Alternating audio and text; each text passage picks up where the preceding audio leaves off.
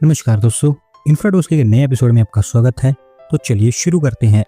पहली खबर की शुरुआत करते हैं बेंगलोर से, जहां पर दोस्तों अमेरिकन कंपनी एफएम ग्लोबल के द्वारा बेंगलोर के अंदर एक नया इनोवेशन सेंटर सेटअप किया जा रहा है और ऐसा बताया गया है कि यूएस के बाहर ये इनका लार्जेस्ट इनोवेशन सेंटर होगा। दोस्तों बेसिकली ये कंपनी एक प्रॉपर्टी इंश्योरर है जो ऑलरेडी बेंगलोर के अंदर काम कर रही है।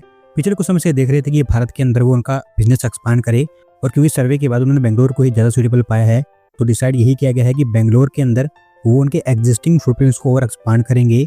इस इनोवेशन सेंटर के अंदर एक क्लाइंट एक्सपीरियंस सेंटर भी इनके द्वारा सेटअप किया जाएगा और ओवरऑल ऐसा बताया गया है कि इसके थ्रू वो अपने इंडो पैसिफिक के सारे बिजनेस को हैंडल कर पाएंगे।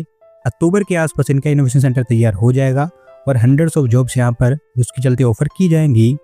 अगली दोस्तों अपडेट दिल्ली से है, जहाँ पर दोस्तों दिल्ली सरकार के द्वारा 7 हॉस्पिटल्स का रीडेवलपमेंट अप्रूव कर दिया गया है और अभी ऐसा कहा गया है कि इनको सुपर स्पेशलिटी आईसीयू सेंटर्स में कन्वर्ट कर दिया जाएगा। तो बेसिकली ये वो हॉस्पिटल्स हैं जिनको कोविड-19 पैंडेमिक के दौरान सेटअप करना स्टार्ट किया गया था, लेकिन अब तक ये कंप्लीट हो ही नहीं पाए हैं। उन्होंने एवरेज हर एक का काम 50% के आसपास कंप्लीट हुआ है। कई प्रोजेक्ट्स में लैंड एक्विजिशन की प्रॉब्लम देखने को मिली है, जबकि कई में फंडिंग इशू देखने को मिले हैं, लेकिन अब दिल्ली सरकार ने डिसाइड किया है कि वो इनको आईसीयू सेंटर्स में रिडेवलप कर देंगे। हर एक सेंटर एक स्पेसिफिक क्रिटिकल इलनेस से रिलेटेड होगा। किराड़ी, सुल्तानपुरी, सरिता विहार, शालीमार बाग, रघुबीर नगर, गीता कॉलोनी और दिलशाद गार्डन, इन एरियाज में इनके ऊपर काम किया जाएगा। अगली दोस्तों अपडेट हमारी यूनियन टेरिटरी लद्दाख से है, जहां पर दोस्तों गार्डन रही बिल्डर्स एंड इंजीनियर्स लिमिटेड के द्वारा एक नया स्टील ब्रिज कंप्लीट कर दिया गया है लद्दाख के अंदर और ऐसा बताया गया है कि ये हमारे देश का पहला double lane modular steel bridge है।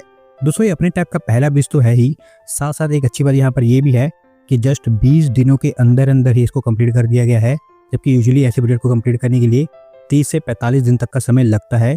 280 फीट की इसकी लेंथ बताई गई है, जहां पर इसके कंस्ट्रक्शन के दौरान इस कंपनी को कई सारी हार्श कंडीशंस फेस करनी पड़ी थी, लेकिन उसके बावजूद भी 20 दिनों के अंदर अंदर ये कंप्लीट हो गया है।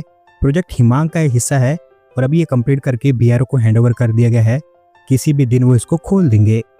अगली दोस्तों अपडेट आंध्र प्रदेश से है, जहाँ पर दोस्तों आंध्र प्रदेश सरकार के द्वारा एक नया सरकारी इंजीनियरिंग कॉलेज अप्रूव कर दिया गया स्टेट के अंदर और ऐसा बताया गया है कि नेल्लोर डिस्ट्रिक्ट के अत्माकुर टाउन के अंदर इसको बनाया जाएगा। दोस्तों ये इंजीनियरिंग कॉलेज हमारे जो देश के टिपिकल इंजीनियरिंग कॉलेज होते हैं उनसे थोड़ा सा अलग होगा, क्योंकि आर्टिफिशियल इंटेलिजेंस, मशीन लर्निंग और डेटा साइंस जैसे इंजीनियरिंग फील्ड को लेकर यहाँ पर स्पेशल कोर्सेज ऑफर किए जाएंगे। अपने टाइप का ये आंध्र प्रदेश के अंदर सिर्फ दूसरा ही गवर्नमेंट कॉलेज होगा। इससे पहले कुप्पम के लिए ऐसा कॉलेज अप्रूव किया गया था और अब यहाँ पर अप्रूव किया गया है। 15 एकड़ के एरिया में इसका परमानेंट कैंपस बनेगा, जिसका इनिशियल कंस्ट्रक्शन स्टार्ट हो चुका है।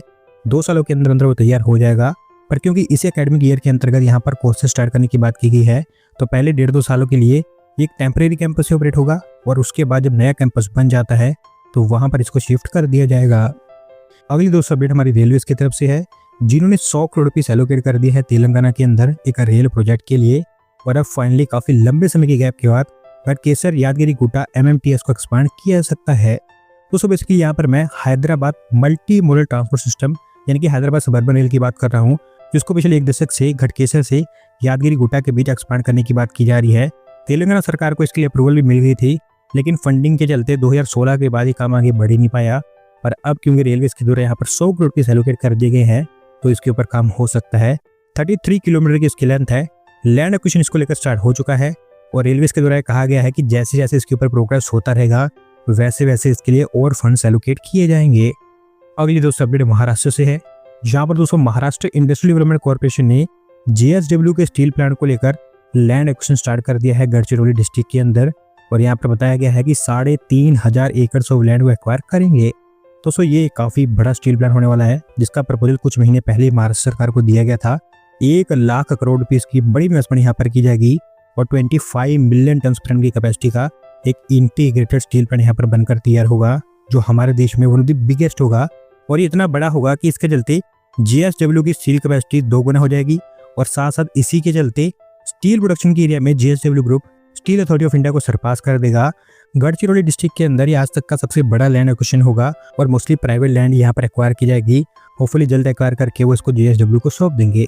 अगली दोस्तों फिर से अपडेट हमारी रेलवे की तरफ से है, जिन्होंने अभी एक और रेल लाइन को लेकर फाइनल लोकेशन सर्वे अप्रूव कर दिया है गुजरात स्टेट के अंदर और अभी वेस्टर्न रेलवे जोन को एक काम करने की रिस्पॉन्सिबिलिटी दी गई है। दोस्तों नई रेल लाइन सराडिया से पांचजाले जंक्शन के बीच में बनकर तैयार होगी, जिसकी लेंथ अराउंड 45 किलोमीटर के आसपास होगी। जूनागढ़ और जामनगर ये दोनों डिस्ट्रिक्ट इस रेल लाइन के थ्रू कनेक्ट हो पाएंगे।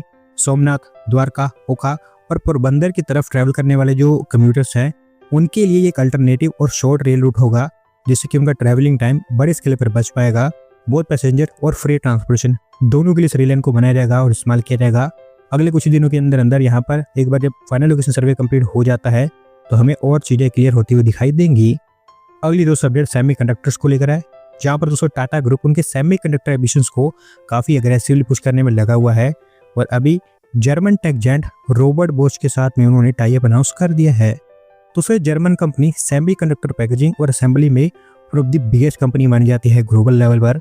हालांकि कई सारे एरियाज में काम करते हैं, लेकिन टाटा के साथ इलेक्ट्रॉनिक्स और सेमीकंडक्टर के एरिया में काम करेंगे।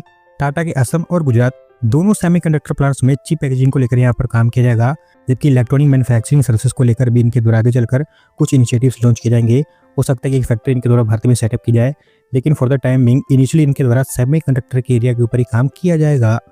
अगली दोस्तों अपडेट चेन्नई मेट्रो से है, जहाँ पर दोस्तों चेन्नई मेट्रो रेल लिमिटेड के द्वारा एक और मेट्रो स्टेशन के लिए कमर्शियल कॉम्प्लेक्स अनाउंस कर दिया गया है और इस बार ग्रीन लाइन के अरुम्बक्कम मेट्रो स्टेशन के ऊपर ये काम किया जाएगा।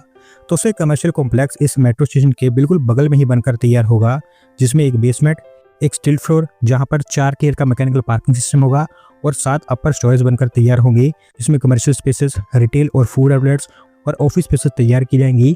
1660 स्क्वायर मीटर के एरिया में फैला होगा। CMRL के द्वारा इसको लेकर टेंडर ऑलरेडी फ्लोट कर दिए गए हैं। जो भी कॉन्ट्रैक्टर यहाँ पर सिलेक्ट किया जाता है इसके कंस्ट्रक्शन के लिए, उसको 2 साल का समय दिया जाएगा इसका कंस्ट्रक्शन कंप्लीट करने के लिए। अगली दोस्तों अपडेट महाराष्ट्र से है, जहाँ पर दोस्तों ओरिक सिटी का साइज अभी और बड़ा होने जा रहा है, क्योंकि अभी महाराष्ट्र सरकार के बाद DBID के द्वारा भी इसका एक्सपेंशन को लेकर हामी भर दी गई है। दोस्तों ओरिक सिटी आप जानती हैं कि हमारे देश की one of the most successful industrial city है, जिसको ग्रीनफील्ड तरीके से बनाया गया है और ये एक एग्जाम्पल है हमारे देश की दूसरी स्टेट्स के लिए कि कैसे एक इंडस्ट्रियल सिटी को बनाया जाता है। 10,000 एकड़ के एरिया में फैली है, जहां पर शेंद्र नोड 2,000 एकड़ के एरिया में जो कि पूरी तरह से फुल हो चुकी है, जबकि बिदकिन नोड 8,000 एकड़ के एरिया में और ये भी ऑलमोस्ट फुल हो चुकी है। यहाँ पर काफ़ी कम लैंड बची है नए प्रपोजल्स के लिए, और क्योंकि नए प्रपोजल्स लगातार यहाँ पर आते जा रहे हैं तो इसी कारण ये डिसाइड किया गया है कि 10,000 एकड़ ऑफ और लैंड यहाँ पर एक्वायर करके बिदकिन नोड के अंदर ऐड की जाएगी। और अगर उसको ये काम हो जाता है तो ओरिक सिटी का साइज एग्जिस्टिंग साइज के कंपैरिजन में ऑलमोस्ट डबल हो जाएगा, जिसके चलते थाउजेंड्स ऑफ करोड़ की यहाँ पर इन्वेस्टमेंट आएगी और लाखों में यहाँ पर नई जॉब्स जनरेट हो पाएंगी।